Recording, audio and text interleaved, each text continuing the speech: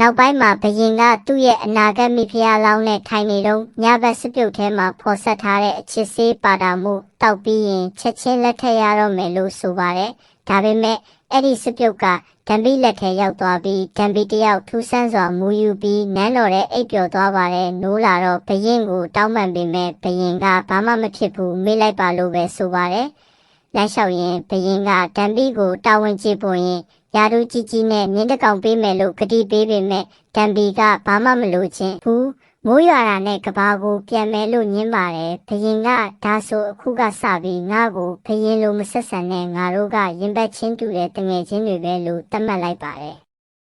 မကြခင်မှာပဲဒံဘီဟာဘယင်ကိုစော်ကားတဲ့ဆိုတဲ့ဆွဆွဲချက်နဲ့အဖမ်းခံရပြီးနှိပ်စက်ဖို့ကြိုးစားကြပါတယ်ဘယင်ကဝင်ခဲ့ပြီးသူမရဲ့အသိပညာတွေကိုတက်တည်ပြဖို့ကြိုးစားတဲ့အခါပူရောဟိတ်ကနှစ်ပတ်အတွင်းမိုးမရွာရင်ကိုမျက်မယ်လို့စိန်ခေါ်ပါတယ်ဒံဘီကအရှုံးမပေးပဲနန်းတွင်ဂီတပညာရှင်နဲ့အတူ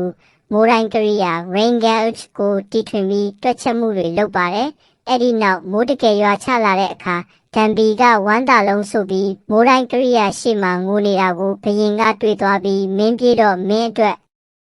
တရုတ်ပြည်မင်းဆက်သွားမဲ့တင်မောအစင်တင်ပြင်ထားတယ်လို့လွတ်လိုက်ပါတယ်ဒါပေမဲ့ဒံဘီကသမီးအမြဲထွက်ပြေးခဲ့လို့ဒီကိုရောက်လာတာအခုတော့ထွက်မပြေးတော့ဘူးလို့ညှင်းဆန်ပါတယ်။အဲ့ဒီအချိန်မှာပူရောဟိတ်ရဲ့ခိုင်းစေချက်အရဒံဘီကိုတတ်ဖို့ဂီတပညာရှင်ရောက်လာပါတယ်။ဒါပေမဲ့ဂီတပညာရှင်ကဒံဘီကိုမြင်းပေါ်တင်ပြီးတောထဲခေါ်သွားကမင်းကလေးမန်းငါတိတယ်။ဒါပေမဲ့မင်းကိုငါကယ်ပမယ်ဆိုပြီးလှုပ်ပေးလိုက်ပါတယ်။တစ်ဖက်မှာလည်းပူရောဟိတ်ကဒံဘီတီထွင်နေတဲ့စာရေးသားတစ်တွေကိုဖျက်ဆီးဖို့ကြိုးစားနေလို့ဘယင်ကမြင်းစီးပြီးဒံဘီနောက်ကိုလိုက်ရှာပါတယ်။တောထဲမှာဒံဘီလမ်းပြောက်နေတော့နေမင်းကြီးကဂျိုဆွန်းရဲ့နာရီပဲဆိုတဲ့ဘယင်စကားကိုတတိယပြီးနေအောင်တိုင်းလျှောက်လာယာကနေပင်လယ်ကမ်းခြေမှာဘယင်နဲ့ပြန်ဆုံတွေ့ကြပါတယ်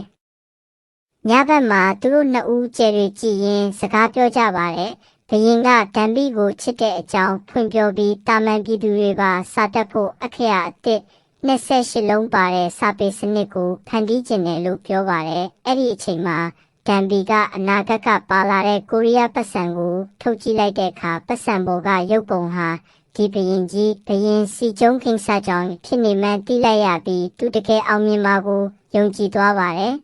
။နန်းတော်ပြန်ရောက်တော့ဘယင်ကပြည်သူဝန်ထမ်းတွေကိုလာစာပေးဖို့စနစ်လုပ်ပါတယ်။ဒံဘီကလည်းနန်းတွင်ထဲမှာပုံအော်စားတောက်နေရတဲ့မိဖုရားကြီးကိုအတင်စားခောက်ဆွဲကျွေးရကနေတငယ်ချင်းတွေဖြစ်သွားကြပါတယ်။နောက်ပိုင်းမှာဒံဘီကိုမိဖုရားရဲ့အပြူတော်အဖြစ်သတ်မှတ်ပြီးဘယင်နဲ့အိတ်ဆောင်ဝင်ဖို့ပြင်ဆင်ပေးကြတဲ့အခါဒံဘီလန့်ပြီးထွက်ပြေးပါတယ်။ဘယင်ကလိုက်ဖမ်းပြီးငါမင်းကိုမဖျက်ဆီးပါဘူး။အမေဖြစ်သူကောင်းပါလို့ဟန်ဆောင်ထားရတာပါလို့နဲ့တိတ်ပါတယ်။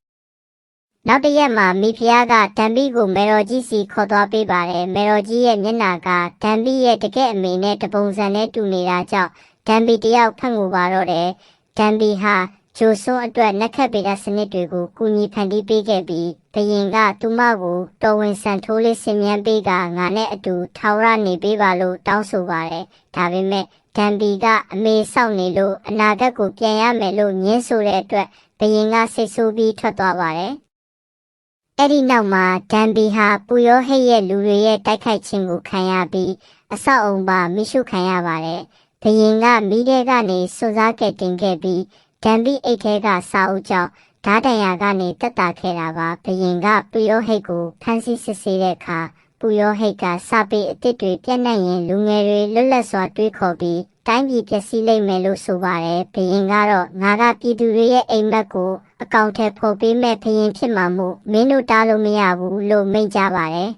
။နောက်ဆုံးမှာတော့မိုးတွေတဖွဲဖွဲရွာချလာပါတော့တယ်။ဒံဘီဟာနန်းတွင်ကတငယ်ချင်းတွေကိုနှုတ်ဆက်ပြီးဘယင်နဲ့အတူပင်လယ်ကမ်းဆက်အထိလမ်းလျှောက်ခဲ့ပါတယ်။ဒံဘီဟာသူမလာခဲ့တဲ့ရေအိုင်ထဲကိုပြန်ဆင်းပြီးအနာဂတ်ကဘာစီပြန်လည်ရောက်ရှိသွားခဲ့ပါတယ်။အနာဂတ်မှာတော့စက္ကန့်ပိုင်းပဲကြာမြင့်သေးတာမို့စာမွေးပွဲခမ်းမတဲ့ကိုအချိန်မီပြေးဝင်ဖြည့်ဆို့နိုင်ခဲ့ပြီးအိမ်ပြန်ရောက်တော့အမေဖြစ်သူကိုတန်မိုးထားကအရင်ကထက်ပိုမိုရင့်ကျက်တဲ့မိန်းကလေးတစ်ယောက်ဖြစ်သွားခဲ့ပါတယ်